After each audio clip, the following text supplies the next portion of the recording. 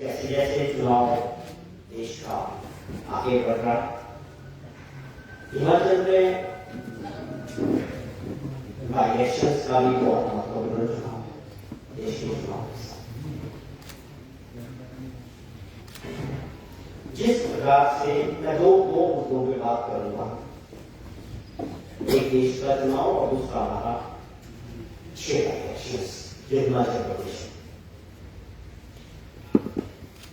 10 साल तक भाजपा की सरकार 2014-2019 में देश के प्रधानमंत्री नरेंद्र मोदी जी ने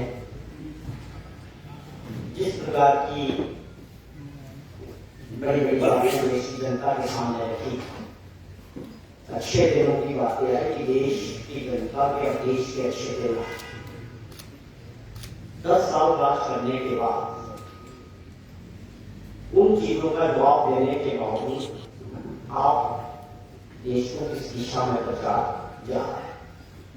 आज मीडिया की सुर्खियां हैं कि देश के प्रधानमंत्री अपने प्रचार में इस बात का जिक्र कर रहे हैं कि कांग्रेस अगर सत्ता में आएगी तो राम मंदिर पे बुलडोजर चलेगा। बड़ा दुख हुआ जब अखबार पढ़े, बहुत दुख हुआ। दुनिया का सबसे बड़ा लोकतंत्र उसके 10 साल तक प्रधानमंत्री रहने के बाद नरेंद्र मोदी जी देश का प्रचार इस तरह से करें, मंदिर और मस्जिद की बात करेंगे और आज इतने स्तर तक पहुंचे, पूरे 40 दिनों के प्रचार में मंगलसूत्र तक पहुंचे, मंदिर मस्जिद तक पहुंचे, हिंदू मुस्लिम तक पहुंचे। लेकिन जैसे जैसे चुनाव आगे बढ़ा, भाजपा की और नरेंद्र मोदी जी की इनकी टीम की बौखलाहट साफ। ये मैं नहीं कहता, ये पूरा मीडिया देखा, पूरा देश देखा। आज इसी का परिणाम है कि आज उन्होंने इसको एक कदम आगे बढ़कर भारत जैसे लोकतंत्र में जहां 140 करोड़ लोग रहते हैं, वहां मुद्दों की कमी नहीं, लोगों की समस्याओं की कमी नहीं। 10 साल तक जो प्रधानमंत्री सत्ता में रहे, आज वो इन बातों को लेकर चर्चा कर। साफ तौर पे लोकतंत्र को मजबूत करने की जरूरत है। प्रभु श्री राम में ये आस्था का विषय है, ये चुनाव का विषय हो ही नहीं सकता। राम जी के नाम पे चुनाव लड़ना, मंदिर के नाम पे चुनाव लड़ना बहुत दुखद। चुनाव के मुद्दे जनता से जुड़े हुए, देश से जुड़े हुए, बेरोजगारी से जुड़े हुए, किसानों से जुड़े हुए होने चाहिए। 10 साल का कार्यकाल अपना बताना, अपने रिपोर्ट का देश की जनता को बताने का समय है। इससे साफ जाहिर है कि देश के अंदर देश की जनता बदलाव की तरफ जा रही है। और मैं समझता हूं कि लोकतंत्र में लोकतंत्र को मजबूत करने के लिए ये बड़ा सही समय है। 10 साल के बाद अगर आप बदलाव करेंगे, उससे एक चीज तो निश्चित है कि लोकतंत्र मजबूत होगा। जो लगातार सरकार में बैठे रहेंगे, उनको लगता है कि जो वो कर रहे हैं वो जनता उसको एक्सेप्ट कर रही है, उसकी उनके फैसलों में, उनकी सोच में तानाशाह पड़ने की दिखती है। अगर आज देश नहीं रोकेगा तो ये सारा कंट्रोल एजेंसी के द्वारा देश को करे। मैं समझता हूं देश की जनता इस बात को समझ लेगी और बदलाव की तरफ जाएगी। और यही बौखलाहट माननीय प्रधानमंत्री जी के भाषणों में दिख रही। कांग्रेस पार्टी को और कांग्रेस पार्टी के नेताओं को गालियां देना और कोसने का काम, ये अपने आप में भारत जैसे लोकतांत्रिक देश में बहुत दुर्भाग्यपूर्ण है। हम फिर से एक बार, जब से कांग्रेस पार्टी का मैनिफेस्टो घोषित हुआ, अपना मैनिफेस्टो कांग्रेस पार्टी ने देश के सामने रखा, उसकी घबराहट भाजपा के खेमे में साफ थी। क्योंकि उस मैनिफेस्टो में हर वर्ग के लिए प्रोमिसेस है, न्याय की बात की गई है, लोगों की जो समस्या है उनको एड्रेस किया गया है। कांग्रेस पार्टी एनडीए इंडिया गठबंधन की जब सरकार बनेगी तो उस मैनिफेस्टो में दिए गए सभी बातों को पूरा किया जाए। उसमें युवा साथी के साथ न्याय, जो बेरोजगार है, किसानों के साथ न्याय, जिनकी आय डबल करने की बात है कानून के जरिए, महिलाओं के साथ न्याय करने की बात है, 1,00,000 रुपया उन गरीब महिलाओं को आइडेंटिफाई करके 8500 रुपया महीने का उनके खाते में डालने की बात हो, और उसके अलावा भी और सभी वर्गों की जिस प्रकार से मैनिफेस्टो में जिक्र किया गया, न्याय की बात की गई, उसके बाद देश का माहौल स्वाभाविक तौर पर बदला है और उससे बौखलाहट मोदी जी की टीम में देखी।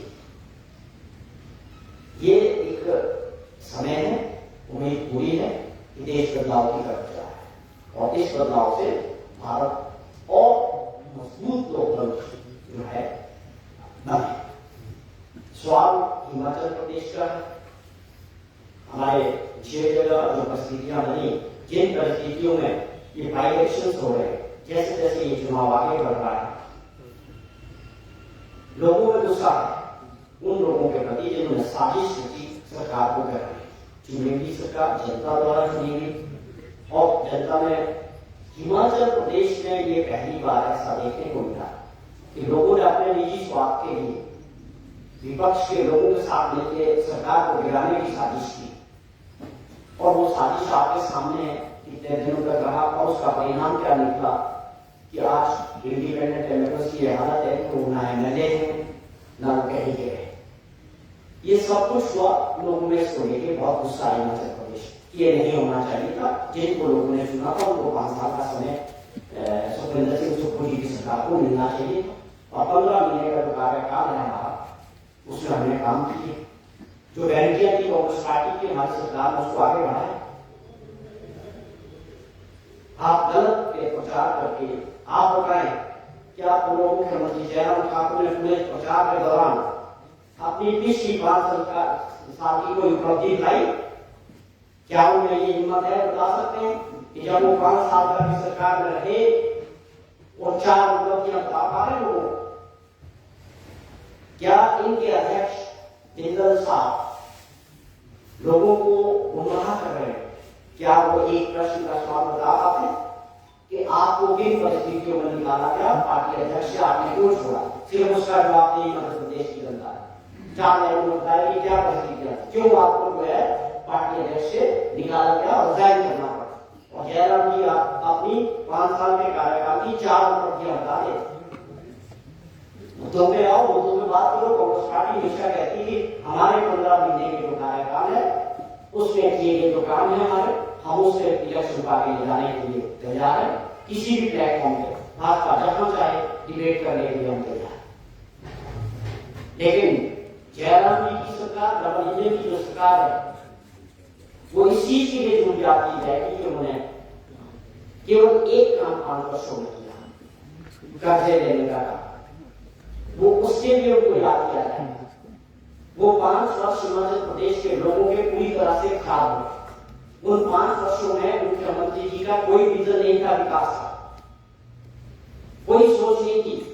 आरएसएस से चेक आते थे, काम होता था। जयराम जी एक्सपर्ट, मैं इस बात के लिए उनका कायल हूं क्यों बड़े चिल चीफ मिनिस्टर रहे अपने टाइम, उनको कोई मतलब अभी वो आ रहा है प्रिंसिपल सेक्रेटरी देखेंगे आरएसएस का उन्हें चेक भेज दिया था नहीं, उसका प्रदेश की जनता को बहुत नुकसान उठाना पड़ा। कर्जों का बोझ ला दिया लोगों पे, कर्मचारियों की पेंशनों की सारी लाइबिलिटी खड़ी, डीए नहीं दिया था इसमें, वो अगली सरकार को देना पड़ा।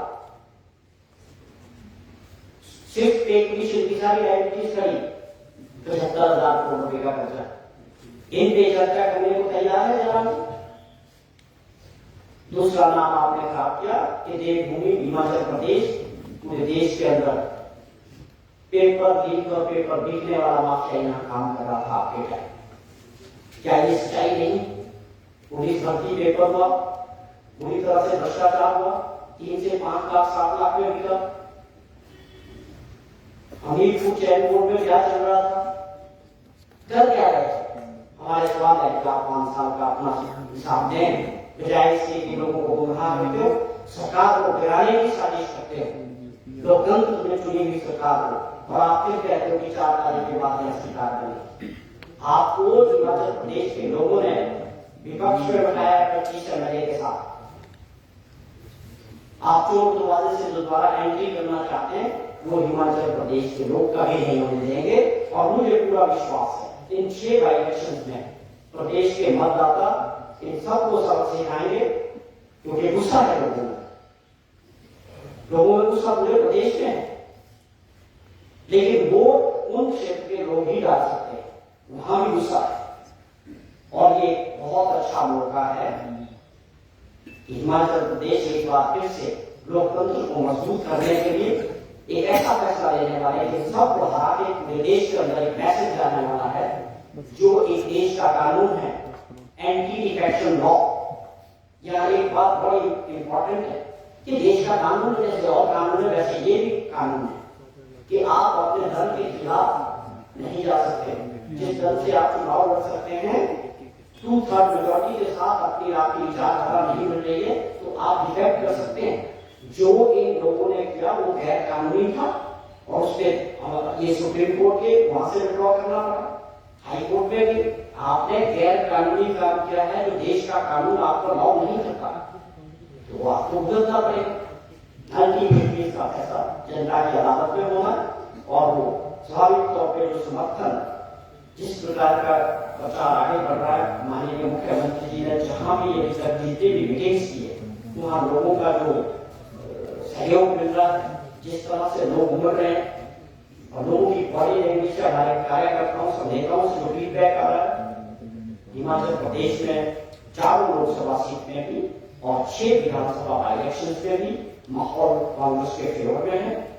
और इस बात को लेकर हम प्रचार में हमारा हर कार्यकर्ता पूरी तरह से जोरों शोरों से काम कर रहा है।